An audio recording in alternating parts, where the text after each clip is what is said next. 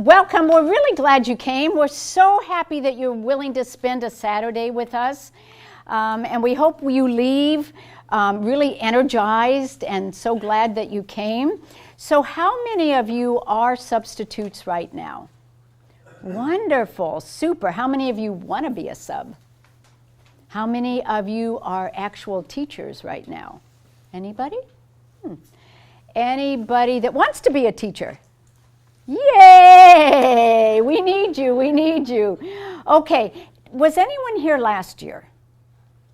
Okay, if you were here last year and attended, this is going to be very similar to last year. So you won't offend me if you get up and choose to go to a different session, okay? But I hope you all leave with a little something. I am Judy Halverson. I have taught for 30-some years, California overseas, and I've been in Hawaii actually almost 28 years now. And so I've been with the Department of Education. I am certified elementary ed and special ed, but I have to say most of my time has been spent in special education where my heart really lies. And it's just been an amazing career to work with, I think, special needs kids. My inspiration for being a teacher came from my mom. She always wanted to be a teacher, but she never quite made it. But I know she really wanted to, because when she passed away, my sister and I found an old teacher education handbook that she had saved all those years. So it was kind of cool to see that. But she was my inspiration. Welcome, Anna. So, but why I teach is this. You know, we affect eternity. Do you know any doctor, any lawyer, any accountant who didn't have a good teacher? If they had no good teachers, would they be where they are? Everybody needs us. Become a teacher. We're where it's at, okay?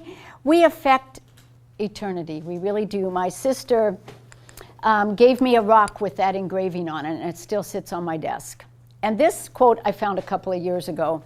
In a completely rational society, the best of us would be teachers, right? The best. And everyone else would have to settle for something else.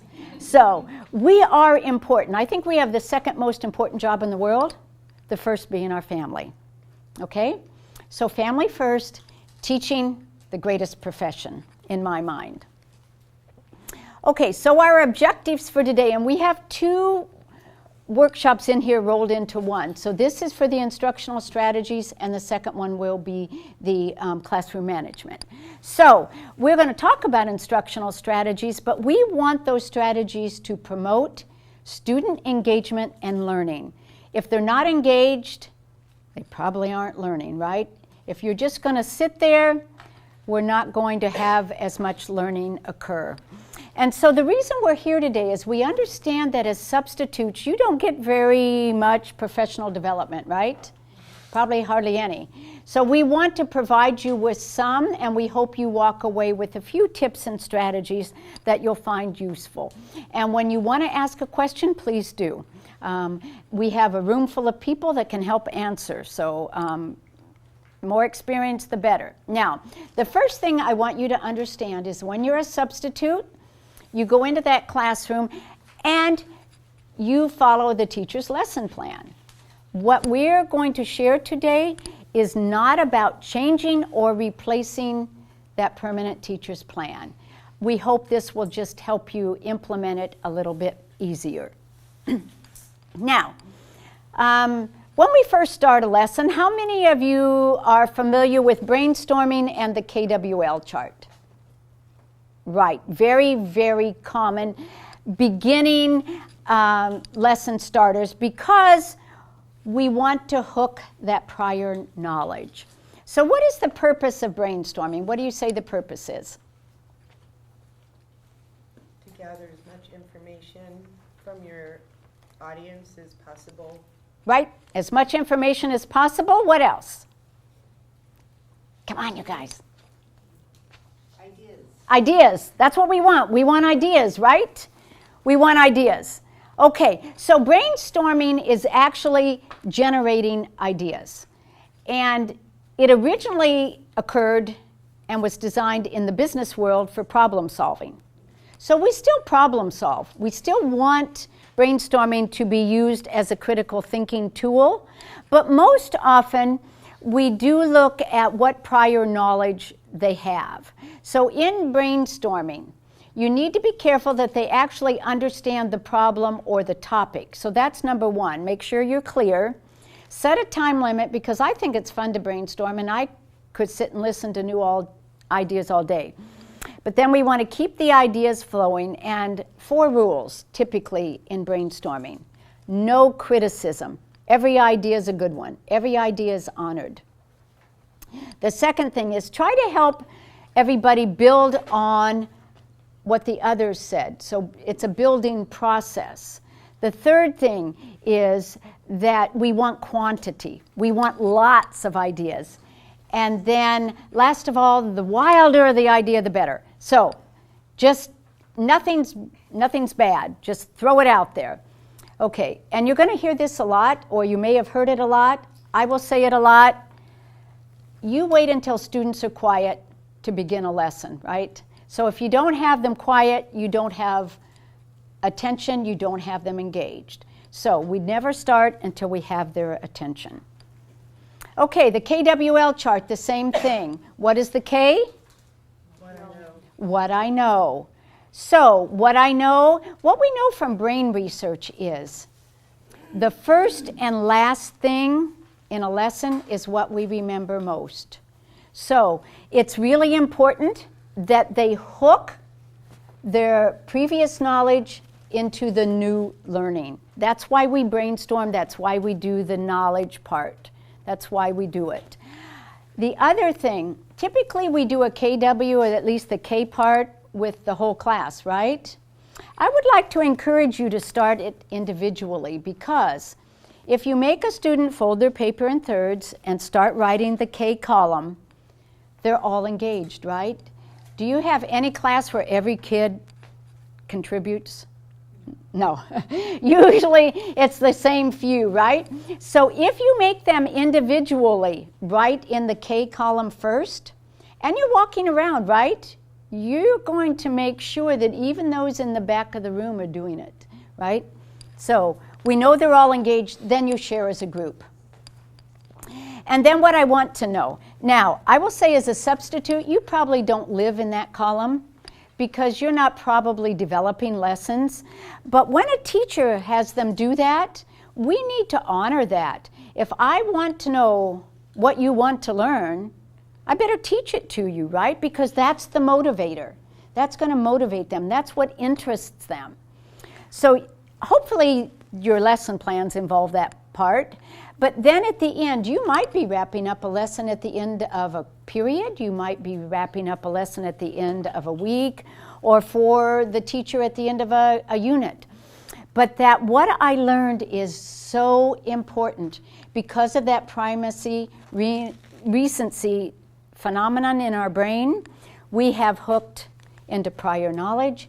And now the last thing is the review to get it into long-term storage in our memory. Okay, graphic organizers. We're all familiar with those, right? Anyone who's never used a graphic organizer? Do you use one in your everyday life? Sometimes. What do you use it for? Lists. Lists. And do I organize my lists? Sometimes, maybe. What I need to do today. What do I need to do tomorrow? What do I wish I had time for? Calendars organize us, whatever. Now, Venn diagrams, all of these are kind of visual, right? They're helping us to organize our lives, organize relationships between ideas. So, Venn diagram, how many of you used it with 2 circles, where they overlap, how they're the same and different, right? Anyone ever used a 3-circle Venn diagram? And what have you used it for? Any thoughts? What would be 3 concepts that you could compare? Relationships. 3 relationships, right. And what else? So if we're teaching, what subjects might we have 3 things to compare? Maybe in English. I'm sorry? Say it. I really, my hearing is not real good. Maybe I was English and different authors. authors. So different authors. Even for young kids, different characters. So books, right? What about in social studies? Presidents? Places? What? Politics. Politics.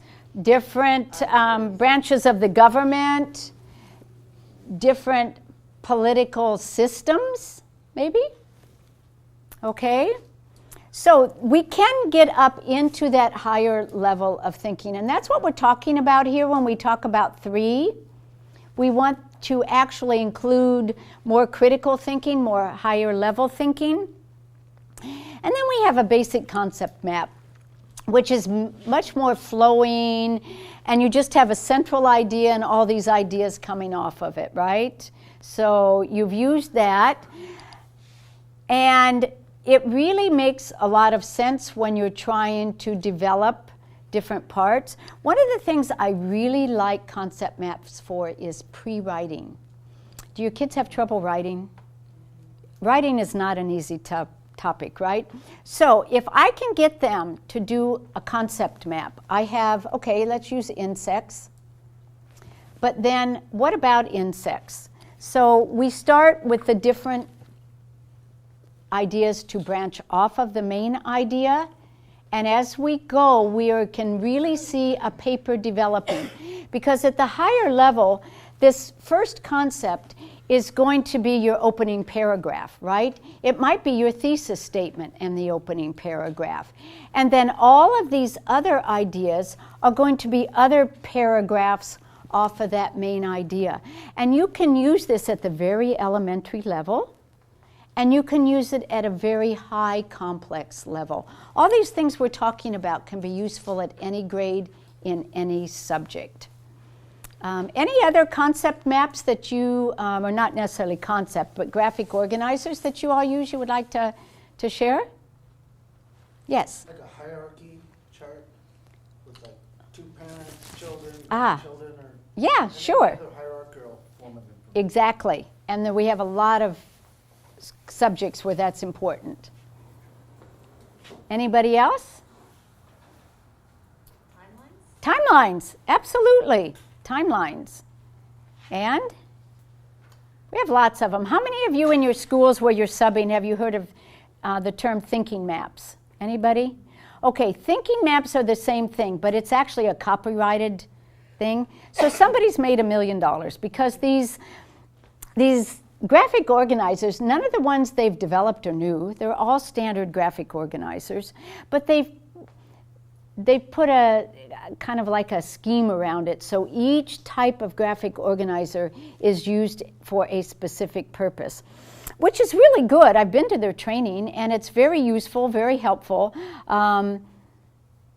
But they've just made $1 million, and it's now copyrighted. But it really, you can use any of them anyhow because they're not new ideas. It's just how they packaged it.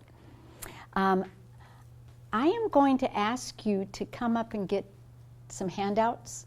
So don't feel bad. You're not going to be able to follow along if you don't have handouts.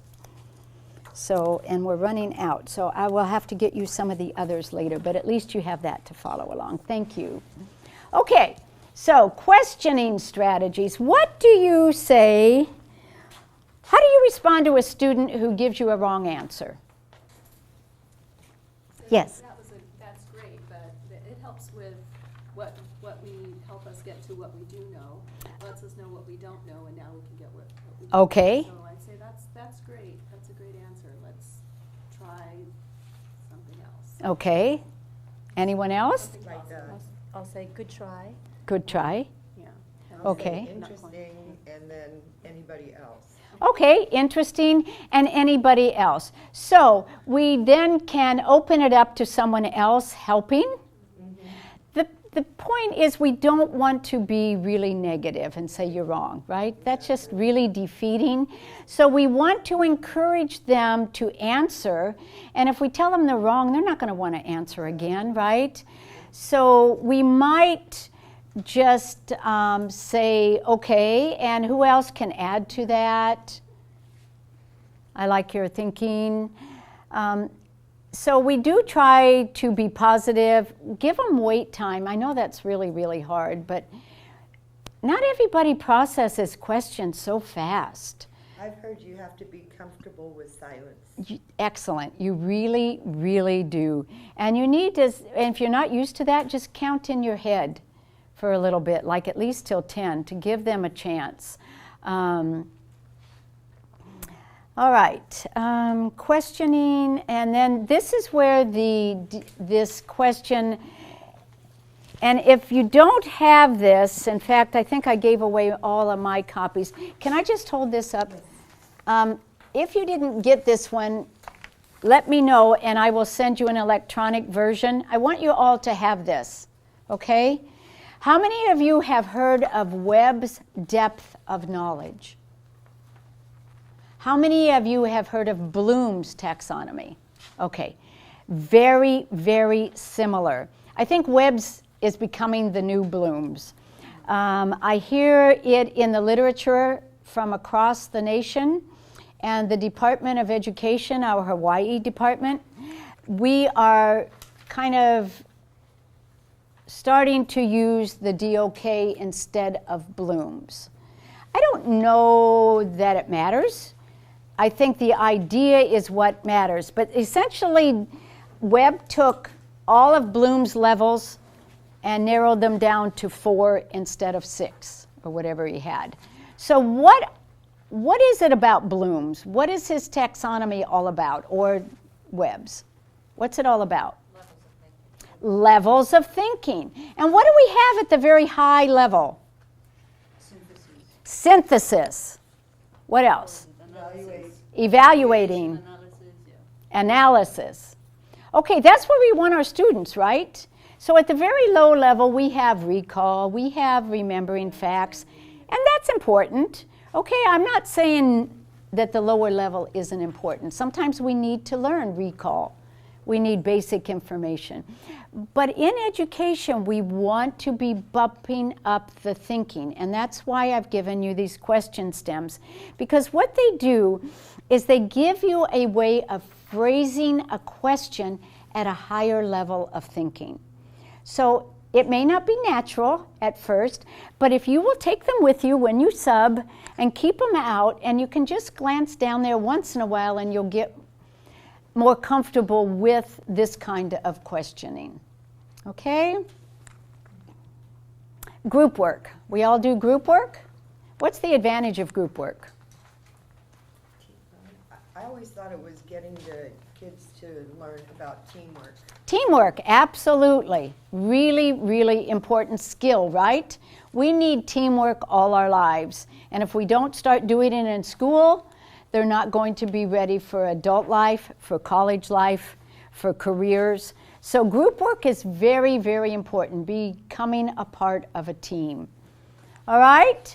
So the first thing we want to make sure is that we set those expectations. They need to know what exactly is expected of them when they get in a group. So what we do is we give them directions, but then we ask them to retell us those directions so that we know they understood in their own words. So this job is what? What are we going to do? And then we will know we have finished when what will occur. So we want to make sure that expectations are understood. They need to know their time limit, and that's really important for all of us, and I'm trying to watch my time, so if anyone wants to cue me to hurry up, that's okay. But we need them to all have an individual role, because that keeps them focused. We can get in a group and just cruise, right? Really easy to let somebody else do the work, but we don't want that to happen. So what kind of roles do we give students when they go into group work? You could have a timekeeper. A timekeeper, a note taker, a facilitator. What'd you say, leader? She said leader. The leader, right. We need the leader, the facilitator, timekeeper, note taker. Cheerleader. You know, we all need cheerleaders. That's a good one. That's a good one. Yeah, that's a great idea. Just keep going, you sell them. So, and then often, do we have them present out when they're done with group work? sometimes. So then they have to decide who's going to be the presenter. And that's a group choice. And it's never me, right? So in my groups, when I'm working with adults, I wait for them to kind of get going before I tell them to pick a presenter.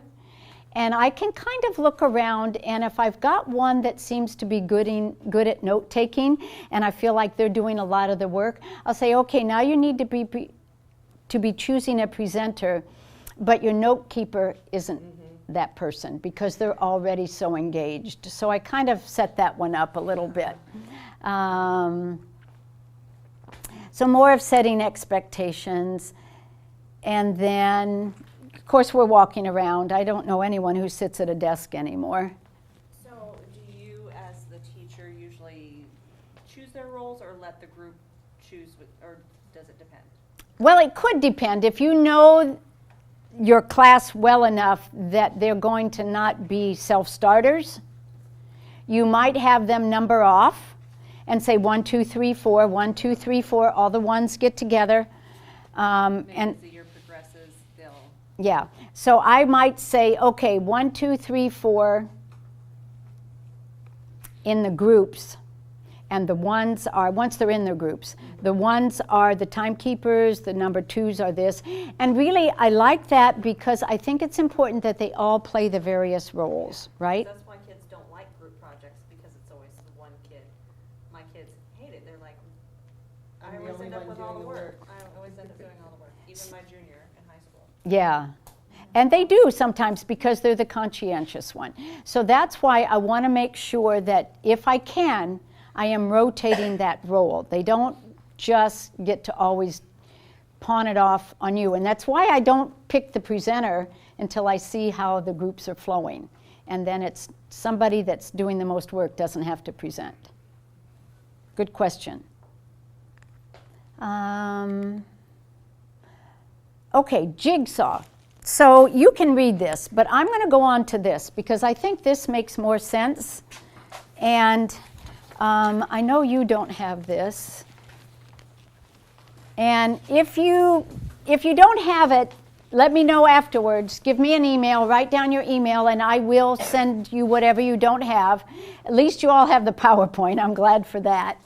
Okay, we just had a wonderful turnout today, just a lot more than we expected. So we have 2 groups. We have student group, and we have expert group. How many of you have ever done a jigsaw? Okay, so this is a way of covering a lot of material in a shorter amount of time. So we have, in this case, we have like 4 parts to an article or whatever it may be. So we want each group to become an expert. So we get into student groups, and then all the 1s get together, all the 2s get together, all the 3s and the 4s for a 4-part lesson. Then number 1 becomes an expert on this part, number 2 becomes an expert on this part, and so on, right? Now, the really honestly important thing is that in their expert groups, they have to write down what they're going to teach the other students. You cannot just underline and say you'll remember. I go around and I make sure they write because they don't remember. They really don't. So write down what are the key elements, what are the key facts, whatever it is, what are you going to teach your other students? So once they've done and become an expert in something, they go back to their student groups, and each group shares out and teaches their other students in the class. And you know what teaching is? When you can teach, it's the highest level of learning.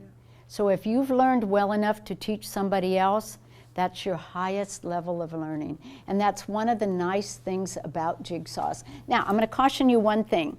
And I did this in a Phoenix class, and it was pretty embarrassing. So, anyone ever heard of RTI, or response to intervention? Okay, so I thought this article, because it was long and involved, would be a great jigsaw activity. And so we broke up into groups, but the assumption on my part was, which was not a good assumption, that everyone really knew what RTI was. No. And I didn't I guess I didn't make that clear in my mind that they didn't know, so I really didn't access their prior knowledge in any way. So I put them in these groups, and it really fell apart. Because if they didn't know what RTI was, they couldn't read part 2 and part 3 and part 4 and make sense, because only part 1 said what RTI was. So it's not good for everything that you want to teach, okay? It's not good for everything. It has its purpose and it's great. But one part cannot depend on another. And it's okay, because I learned a lesson that night, and since they were in the education field and they were going to become teachers, they learned what not to do, and they learned that, you know, even a good teacher can be bad sometimes. I also had problems getting there by doing the 1, 2, 3, 4, and then myself getting confused, and then everybody's looking at me like, what are we doing? You know, so... You need to be organized. Exactly. Yeah, you do need to plan, and if you're doing this, make sure you have a good grasp of how you set it up and who's doing what. Very good point. Okay, reviewing strategies. What time did we start? I'm sorry, 11:30? Okay. A lot of these you can read yourself. It's really good when you review. Remember, what did I say about reviewing? It links into long-term memory, right? So exit cards, we sometimes call them exit passes. In my mind, I use an exit pass, especially at Phoenix, but sometimes with kids, and I have a different motive. It's not necessarily to see exactly what they learned. I want to know, did they learn it because I taught it well? And if they didn't really get it, and I can tell by their exit pass that they didn't really get it, then I know I need to go back and I need to reteach something. So I don't use an exit pass as an assessment of the student. I use it as an assessment of my teaching. It can be an assessment of their learning if you want it to be, and that's okay. But it can be used either way. I happen to like this one. Whether you're reviewing in small groups, whether you're asking them to write this on an exit pass, give me 3 key words from this lesson. Sometimes it's 3 key ideas, but not necessarily that many. So 3 key words, 2 new ideas that I didn't know. What did I learn? And 1 thought to think about. So what's muddling around in my mouth? Sorry, that's muddling. What's muddling around in my mind still, right? Okay. I just want you to at least have a PowerPoint. You're welcome. Okay, how many of you have ever heard of, I call them sponge. They could be called fill-in activities. How many have heard of sponges? What do we use them for? To fill the downtime. If we've gotten through a course too quickly, they caught on too fast, and it's not. And oh my gosh, yeah. So the term sponge, what does a sponge do? Absorbs. So we want our students to be absorbing learning all day long. We don't want downtime. I don't want to call them fillers, because fillers kind of, to me, sounds like they're not really meaningful. But I want them to be meaningful. So you have a whole bunch of handouts, and if you don't have them, let me know again. But it's like, what can I do in the last few minutes? So what I would like to suggest is that you go through some of your handouts, and you know what you've been subbing in. Kind of try to find some ideas of how you can hook in some little extra learning when you have the time. If you don't have the time, oh, that's perfect. But just in case you need a way to fill the time, I thought that was, when I was subbing, that was the hardest thing for me. If I finished a lesson and didn't know what to do with the kids, because then chaos reigned. So just some ideas for making those minutes count. Now, I'm having a trouble playing a little video. So we're going to be the video, okay? So what are attention getters? So we know we need to get the students' attention, and we've already said we don't get to start a lesson until they're paying attention. So how do you get attention? What kind of little tricks do you have up your sleeve to get attention? Stop talking. You say stop talking, okay, and you clap hands. So do you clap in a pattern or just random? Clap hands if you hear me. Okay, clap your hands if you can hear me. Okay? For elementary, when I was doing emergency substitute teaching, we had a lot of different little things, like I say something, they say something back. So model one for us. Okay, we say classity class, and everyone says yesity yes. Okay, do it. Okay, so classity class. Yes, it is. Or then sometimes we say yo yo class class, and they say yo yo yes yes. Ah. Yo yo class class. Yo, yo, yes, yes. And then I'll say peanut butter. Jelly. Great. So we say something and a response are very effective for any level. Did you have another one? I work at Nanakuli Elementary School, and we do a lot of 1, 2, 3 eyes on me, so they have to stop and look up. Claps. We have a pattern. We have different patterns for what we want them to do. Hocus pocus, everybody focus. Yeah. Yeah, there's a lot of cute ones out there. I think for substitutes, the key is you don't try to do too many in one day, right? So you teach them how you want to get their attention, and then you use that one for the whole day typically, so that they're not trying to follow too many new routines. Okay, anything else on that?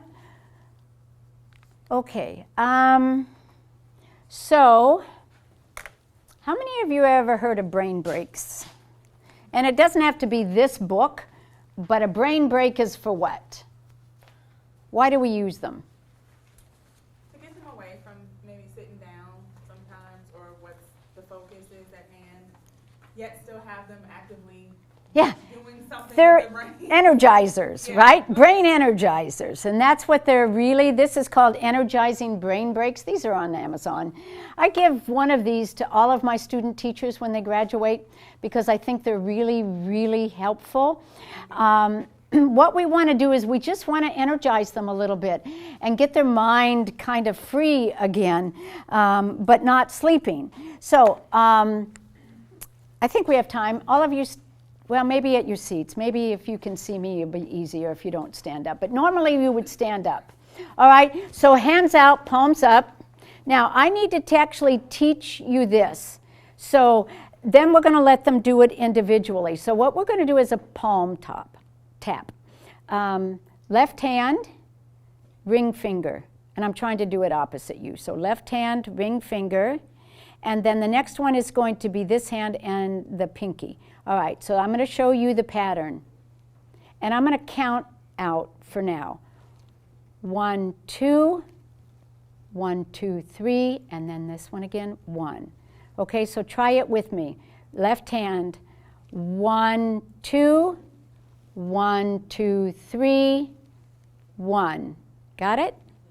Okay, now, the idea is that you're going to quit eventually saying it, but if you want to say it to yourself, go ahead, and then the kids try to do it as fast as they can. So go ahead and do it on your own. I'm not going to tap it out for you. You do it.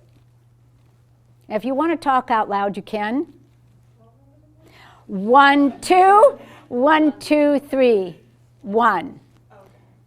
1, 2, 1, 2, 3, 1. Okay, so that's the idea, and there's a ton of them in here, and not all of them are complicated, but you need to somehow get that brain thinking, so it's not going to be super easy, right? We want to engage that brain again, and some of them, excuse me, a few of them are in partners, and maybe in a little group, but it's one way to kind of transition between subjects or get back going, maybe after recess even. Okay, so we're going to move on then to classroom management. And so our objectives for this are simply to talk about management and how it impacts student learning, right? And then maybe talk about some strategies to give you a hand. Okay? So, in your little groups, or with just a partner, I want you to tell your partner who was the best teacher you ever had, even if you don't remember their name. But what do you remember about them? Why were they the best? Was there a strategy that they used for classroom management? Or was there something else that you remember them for?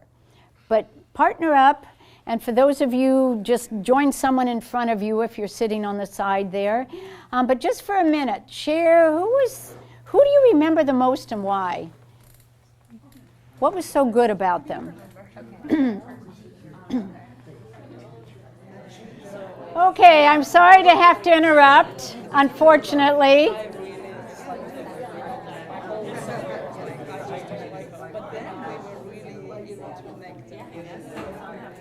I think sharing is wonderful, and I'm sorry we're so constrained by time this morning.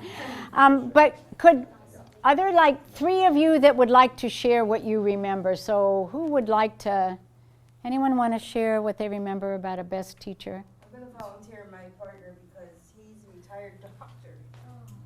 And I thought that was pretty sad. So share. Oh, share. No, I said my pathology teacher. He was very precise and he liked the correct words all the time. so that's why I was telling her. You wanted him to be precise. You needed him to be. Everything's precise. And I'm glad, because as a doctor, I would want you to be very precise, right? Very good training. Anyone else? Oh, come on. No, you know, it's sometimes the meanest teacher, what you thought back then. My 3rd grade teacher, I never forgot her name. The most difficult teachers are the ones that you often remember, but you learn the most from. Yes, sometimes you do. They were very strict, right? Back in my days, we had nuns with habits. Oh. Me too. Yeah. That's why I don't remember anything that good. But they were strict. They were strict, but they had rules that you had to follow, right? So it's important for management that we have rules. It's different now, because back then, I mean, you couldn't move, you had to hold yourself until it was the next, you may be able to get to go to the bathroom. I mean, there's a whole bunch of different things with Catholic school back then. Okay, somebody else, anybody else was going to share? Please. I remember my 2nd grade teacher, Miss Larson. She was just the coolest, I guess. That's how we felt in our eyes. But she just made it okay to not understand the concept. You know what I mean? I struggled with the embarrassment of math, not understanding. So a lot of times when we play around the world, I'm pretty sure you guys kind of know that concept. You know, you take a ball, and it was just us all practicing multiplication problems or fractions, whatever, as a class. So if you didn't know anything, it was okay, and it kind of helped us see, oh, you have a problem with multiplying by 3, so do I, and we kind of would team up and go from there. So I just think engaging all of us as a whole, it really stuck with me, and I mean, I even try to do that with my kids. Like, it's okay not to understand something, you know. And you felt okay about that. Yeah. I think that's really important, that we do honor and understand how we're different. And I did hear some other things about how teachers were positive, right? How they were nurturing and encouraging. So all of those things we learned, and they're going to make us better teachers and better substitutes as well when we think about them. So we're going to be talking about the routines and how important they are, and what we can do for every student to come out of there a better student. And this is my absolute most favorite book on classroom management. It's a very easy read. Rick Smith actually came to Hawaii some years ago, and maybe that's why I love it. But it's Conscious Classroom Management, Unlocking the Secrets of Great Teaching, and it's all about procedures and all about setting up your classroom. And so he talks about the procedures being the railroad tracks in your room, and the content is the train. So what we need is we need those tracks laid down, because if we don't have good procedures set up, what happens when the train goes off the track? We don't have time to teach content then if our train is always on a wrecking ball or it's always off the track and we're trying to gain control back, trying to get attention again so that we can teach the content, because that's really what's important. But first we need the procedures. He has a website, consciousteaching.com, that also has some other ideas on there, and it's all free. But I like that metaphor of the train and the tracks and being set up. Okay, so read with me now, would you? So we're going to start. If a child doesn't know how to read, we teach. If a child doesn't know how to swim, we teach. If a child doesn't know how to multiply, we teach. If a child doesn't know how to drive, we teach. If a child doesn't know how to behave, We model. we model. We teach. We do what? He said call the parent. Well, we might have to, but hopefully not right away. But what do we do if they don't know how to behave? I mean, really. We still have to teach it, right? We really do. We model it. We remind them. So if we come into a classroom as a substitute and there are no rules posted, we post rules, right? That's the first thing we're going to do. They need to know your expectations at the beginning of the day. If the teacher hasn't posted, much better, because that probably means the teacher has control. And we do find that, if the teacher has better control, then you probably do too as a substitute. But if you don't see them posted, you can write your own, or you can actually do what? Ask the students to help you make classroom rules. Because we need to know how, and you do need to model all day long. All right, so why do you think we have behavior problems in the classroom? What are some of the reasons? There's no structure. No structure. I think they're avoiding something. Maybe they feel uncomfortable saying they don't know something. Yeah. Avoiding work. Avoiding their work. Avoiding being exposed. Yeah, exposed. Okay. Yes. Just they're bored. Bored. Maybe bored, absolutely. That's why we talk about engaging, right? Short of a song and dance, because I'm not good at that. But yeah, anything else? Tired. Might be tired. They might come without too much sleep, and it may be a problem at home, or it may just be their night owls, especially at the secondary level. There's a lot of research going on how we should start secondary schools a little bit later in the morning, right, so that they get their sleep. Okay, but it can be they don't have those skills. We may need to teach them the routines, and they may not understand the concept or the content, so they may be avoiding it. So we want to be effective teachers and give directions as best we can. And so if we're talking about behavior and things, we want to be less wordy. We don't want to go on and on and on and on. Be short, specific, and give them time to listen. And if they don't, then we're going to repeat it. But if we talk too much, they just turn us off. I can tell you that right now. So try not to be too talky. So which of these do you think is most effective?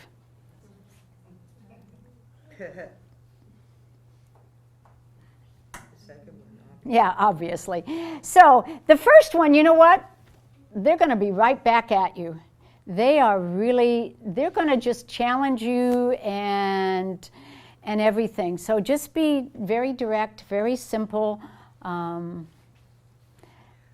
it's embarrassed them in front of the classroom, so even if you do the pick up your chair, you might want to just go over to them and try and get a one-on-one rather than embarrassing them. And that's a very good point. I'm sure one of my slides says something about that. But yes, you don't want to call them out totally in front of the room. I mean, sometimes it's like, Johnny, please sit down or whatever. But if they're just the one of them, I'm going to walk over here and I might just put my hand on their chair. I'm not going to touch him because that might set him off.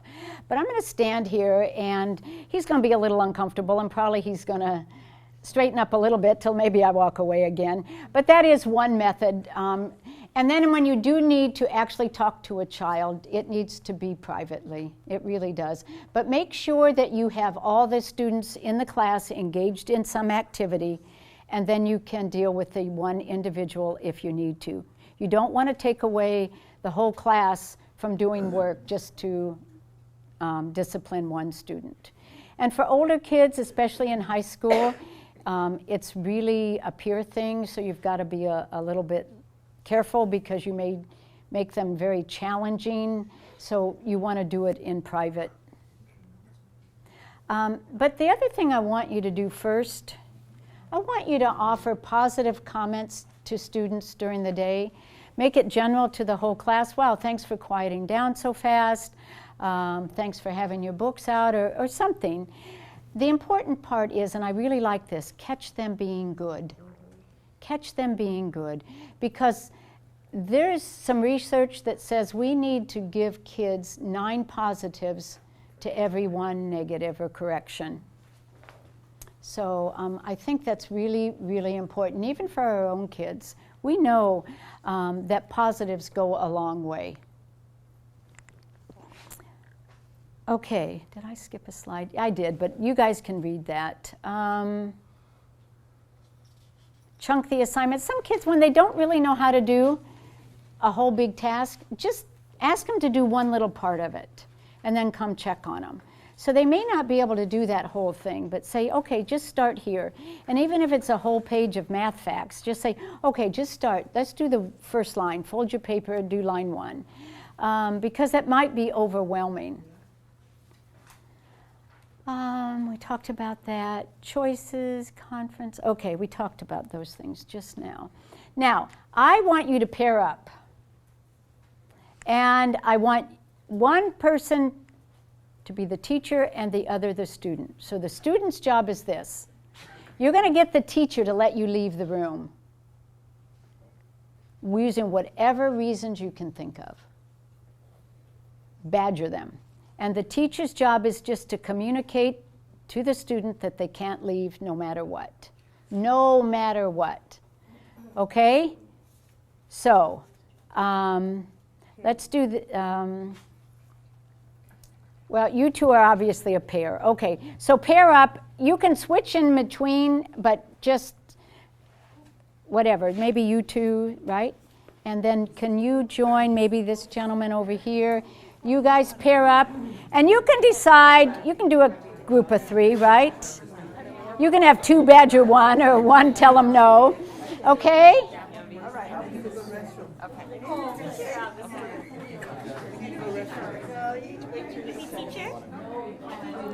Bladder problem. Documented. So, who's the teacher? You're the teacher? Okay, tell her you need to go to the bathroom or you need to go make a whatever. Do whatever you need to do outside of the room. And think up the most wildest excuses. Or maybe a lot of different reasons. Told me that I have been parents and my aunt died. Sorry. No, I got the phone call. It says No right one's here. going to The kindergartner, probably. I was saying, you know what, I have kids too. How about your age? So. Are you the student? Yep. Okay. Are you telling her no? Yes. She probably got me to comply. Okay, hold up now. Take a break. 1 break. 2 seconds. Let me just give you one more instruction. Okay, eyes on me. 1, 2, 3. Okay, now, the only thing the teacher, and you can switch jobs if you want, The only thing, there are two statements the teacher can make, and only two. You can simply say no, or you can say, I understand, and the answer is no. Those are the only two responses that you are allowed to make. Now, you can give the same excuses so that you don't have to think of new ones, but those are the only two comments you can make. And now do it again.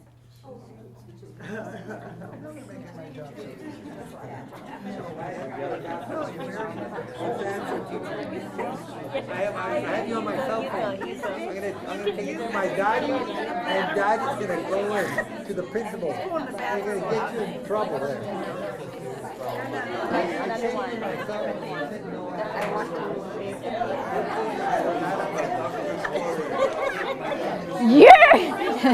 You're not a very good badger, is she?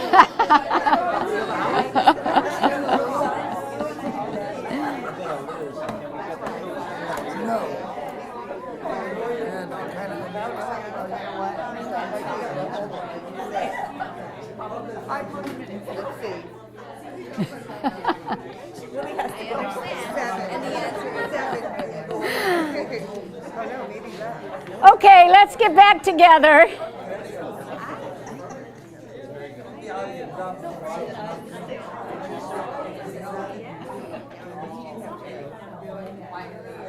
Okay. All right. So, did this help? No. You can't do it? No, I mean, from the teacher's point of view.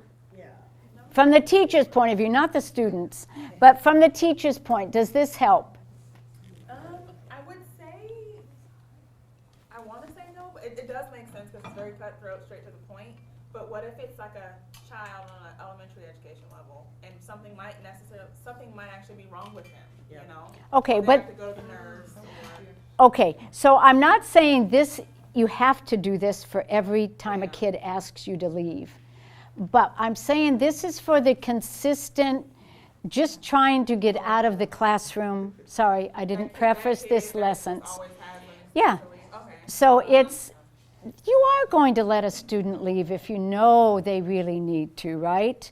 But you have behaviors that all they're trying to do is get out of the classroom, get out of work, avoid you, avoid everybody. So when you have those persistent kind of kids, we don't engage them and we don't argue with them and we don't reason with them, okay? And this is for those persistent kids. If they really need to go, and especially at the elementary level, right? Sure, but this, if you just say no, okay, you don't engage them, because when you start engaging, they've got it. It's more verbal. They're going to challenge you more. They're going to push more. But if you simply say no, now, I know it gets hard and you get tired of saying no. I understand, and the answer is no. So sometimes I will say, yes, you can go to the bathroom as soon as the bell rings. You know, yes, and you can do this when, but not until then. So, you know, you're not necessarily saying no, but you're saying when they can do it. And that helps sometimes. I need to share my yes. experience. Sure, please. Her lesson plan, she was very specific to indicate before school, make sure the students have gone to the bathroom, blah, blah, blah. And then after lunch, it says, be sure the students have gone to the bathroom, blah, blah, blah. So, you know, it seems like that was kind of an issue in the class. So I stuck with it. And unfortunately, this boy came and asked me to go to the bathroom. And I said no. And he came back again and he asked again. So I knew that he needed to go. And so he did go, but he had the accident by then. And he comes back and he's crying and he's embarrassed. And I felt so terrible. I had to go. So I guess, you know, as a sub, you don't know the students. You don't. And you're kind of going with what the teacher has presented, and you're trying to focus on what her thing is. And that seemed to be one of the things that was important. So by following it. Yeah, and you know what? Sometimes that does happen to us. So we do the best we can. But sometimes you know when the kid isn't really faking it. And if you really believe it's honest, then you let them go.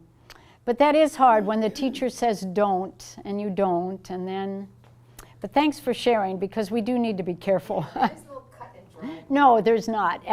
There's nothing cut and dried about behavior. It changes all the time. You sure can. We got to go soon. Really fast. This was about trying to leave the room, but what do you do when a student comes to you and says, I'm not going to do that work? I'm not going to do that. That's almost they're challenging you. Okay. Anyone got an answer for that one?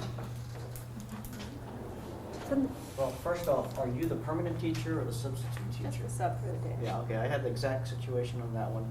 Essentially, I was told in the lesson plan to hand out the quiz for the previous items, and 2 students came up and said, oh, I cannot take this quiz because I've been out of class for the last week, and the teacher said I could, whatever it is. Anyway, the teacher said I didn't have to take this quiz today. What do you do now as a substitute? I would say I would give the quiz anyway and say that if the teacher said that, then she can choose to re-quiz you when she comes back. But today you can take the quiz. Well, actually, That's I what I would reversed say. on that one, because if I gave out the test then, they would know the test questions. Oh, Now, they could true. probably compare it one way or the You're other. right. But I just wrote down in the log saying, these 2 students didn't get, Yeah. didn't take the test, and these are the reasons why. But initially, it was like, Whoa. what do you do now? I'm supposed to give the Yeah. quiz, I can't give the quiz, and it's by he said, she said, and I have no idea what the other So, teacher promised. That's fine, at least as long as you let the teacher know. And what were you going to offer? Oh, if it was like, I'd ask, is it something they don't understand, they need more help, and then try and work with them, maybe individually if the others are all engaged. Very good, yeah. So if they just don't understand, we're going to help them. And if they're just being challenging, you're going to have to read that student. Is that challenge really, can you deal with it? If it becomes disruptive, you can call the office if it becomes disruptive. If they're just refusing to work, sometimes, I'm sorry, I guess you have to accept that they're not going to do the work, and you can explain that to the teacher and let her deal with the consequences for them. At an older, the more high school kind of kids, they can be very challenging. And I think in general, it's best not to engage in that back and forth with students you don't know. The consequences are their grades. Right. At that So, age. yeah, so, and it is. And so the other teacher can decide what kind of consequence they might get. Yes? My concern with that though is when you allow the child to say, okay, I'm not doing my work, it's losing the other students. So they're, well, I'm not doing my work either. Well, I don't generally find that the others follow suit. A couple might if they're best buddies or something. Right. Even if it's another kid, I just don't want it to happen. I don't want it to happen either, but if it's a big high school kid and I'm a little sub, I'm not going to challenge them. If it's elementary, you can deal with it a lot easier, right? Because they respect authority. Yeah. But generally, if you have very challenging students, I hope your sub-plan kind of gives you some hints as to who might be challenging in that room. Yeah, it's not gonna be first time. Yeah, not going to be, I'm sure. Okay, we kind of need to, I think we're out of time, so let me see. You can read. See, this is where I get in. Don't go into the power struggles. And be calm. I always say when things are heated, go low and slow. Keep your voice low, keep your voice slow, so you're not heating up. Make a statement, don't ask a question. So I'm not going to say, would you please sit down? Why? They're gonna say no. Yeah, they're going to say no. There's a yes or no question there. So I'm not going to say that. I'm just going to say, please sit down. And I can say please without it becoming a question. You just need to watch the inflection in your voice, right? But make sure your directions are clear and always follow the permanent classroom teacher's lesson plans because we're not changing them, right? We're supplementing them. Okay, any other questions? Thank you for coming. I've really enjoyed this. You've been a good group. Thank you.